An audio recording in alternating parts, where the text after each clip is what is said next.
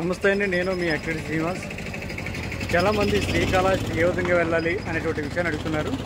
మనం అయితే శ్రీకాళహస్తి రైల్వే స్టేషన్లో దిగిన తర్వాత కొంచెం బయటకు వచ్చిన తర్వాత మనకి నా బ్యాక్ సైడ్ కనిపిస్తుంది కదా, అదే శ్రీకాళహస్తి ఏంటంటే రైల్వే స్టేషన్ అండి. మనం ట్రైన్ దిగి బయటకు వచ్చిన తర్వాత బయట చాలా ఆటోలు అయితే మనకి అందుబాటులో ఉంటాయి. మనకి ఇక్కడ నుంచి శ్రీకాళహస్తి టెంపుల్కి చేరుకోవడానికి ఆటో వారు అయితే మన దగ్గర 20 రూపాయలు ఇచ్చుకొని మనకి శ్రీకాళహస్తి టెంపుల్కి అయితే తీసుకెళ్ళడం జరుగుతుంది. నిజానికి ఇది చాలా రీజనబుల్ రేటు. ఎక్కడ కూడా 10 దిక్కులు కూడా ఎక్కువ మోసాలు జరుగుతాయి. కానీ శ్రీకాళహస్తి ఈ స్టాండ్లో అయితే రైల్వే స్టేషన్ దగ్గర ఉన్నటువంటి ఆటో స్టాండ్లో మోసాలు అన్నది అసలు జరగదు. నాకు తెలిసింది తక్కువ.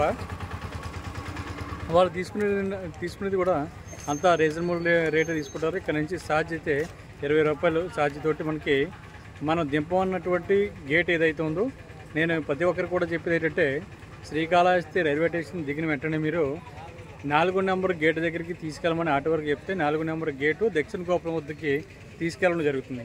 అక్కడైతేనే మనం రెడీ అవ్వడానికి కావాల్సినటువంటి అన్నీ కూడా మనకి 4 నెంబర్ గేట్ దగ్గర అందుబాటులో ఉంటాయి. ప్రతి ఒక్కరు కూడా శ్రీకాళహస్తి రైల్వే స్టేషన్ దిగిన వెంటనే ఇక్కడ నుంచి టెంపుల్ అయితే 1.7 కిలోమీటర్ల దూరంలో ఉందండి. అంటే దాదాపుగా 1.5 కిలోమీటర్ల దూరంలో మనకి టెంపుల్ అయితే ఉంది. మీరు ఏంటంటే నడిచి వెళ్దాం అన్నటువంటి ఆలోచన ఉంటే నడిచి వెళ్ళొచ్చు. లేదు ఆటో ద్వారా వెళ్తే మట్టుకు తక్కువ ఛార్జ్ కాబట్టి 20 రూపాయలు ఇచ్చుకుంటారు. కాబట్టి 20 రూపాయలు కూడా మీరు ఇచ్చి అక్కడ దిగవచ్చు.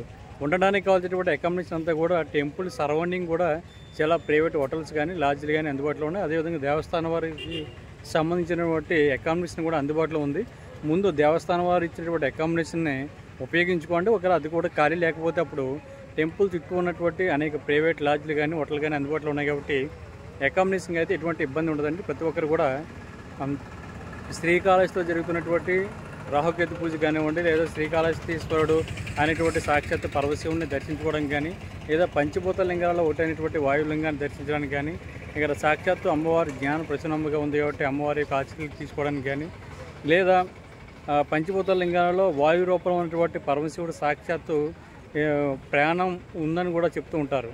ప్రాణం ఉన్నటువంటి లింగంగా మనకి శ్రీకాళహస్తిలో ఉన్నటువంటి ఈ స్వామివారిని అయితే చెప్తూ ఉంటారు చాలామంది. మీరు కూడా దానికి సంబంధించినటువంటి స్థల పురాణం కానీ, లేదా అక్కడ జరుగుతున్నటువంటి రాహుకేతు పూజకి సంబంధించినటువంటి అన్ని డీటెయిల్స్ కూడా ఈ వీడియోలో నేను చెప్పేటువంటి ప్రయత్నం చేస్తాను.